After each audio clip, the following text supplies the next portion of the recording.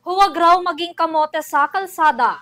Yan ang panawagan ni Pangulong Ferdinand Marcos Jr. sa publiko, partikular na sa mga motorista para maiwasan ng road rage. Kasunod na rin yan ang sunod-sunod na insidente ng away kalsada kung saan nauuwi sa pamamaril ang nangyaring eksena sa Antipolo City. Si Mia Layagin magbabalita.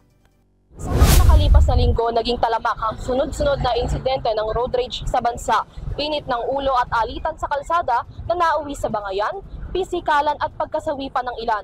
Kasunod nito, mensahe ngayon ni Pangulong Ferdinand Bongbong Marcos Jr. sa mga motorista na pairali ng pag-iingat at huwag maging kamote kapag nasa kalsada. Huwag maging kamote.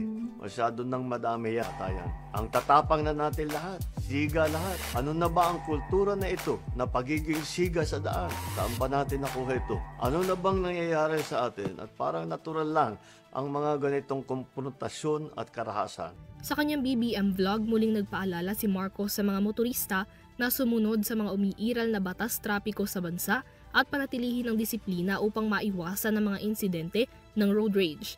Isa sa mga naging pinakamaingay na insidente ng road rage nitong nakaraan ay ang naging alitan sa kalsada sa Antipolo na nauwi sa putukan at pagkasawi ng isa sa mga sangkot sa insidente. Muli rin niyang ipinaalala na ang lisensya ay hindi free pass para makapanghamon ng away sa daan at na ito ay simbolo ng disiplina at pagiging responsableng motorista. Lahat ay kailangan sumunod sa batas trapiko. Kailangan ang disiplina para maging responsableng mga Pilipino. Ang lisensya sa pagmamaneho ay isang pribilehyo at hindi ito karapatan. At bukod sa dunong sa pagmamaneho, ang lahat ay kailangan ayusin ang pag-uugali sa pagmamaneho at habaan ang pasensya. Para naman aniya sa mga nasa paligid, panawagan ni PBBM na awatin ang anumang insidenteng nagsisimula pa lamang upang maiwasan ang mas malala pang pangyayari.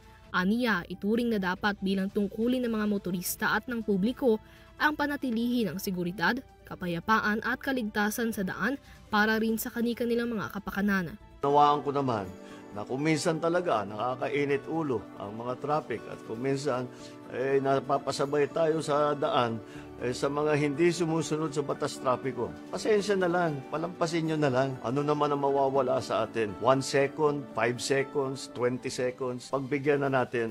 Para sa EuroTV News, Mia Layagin, sumasaludo sa bawat Pilipino.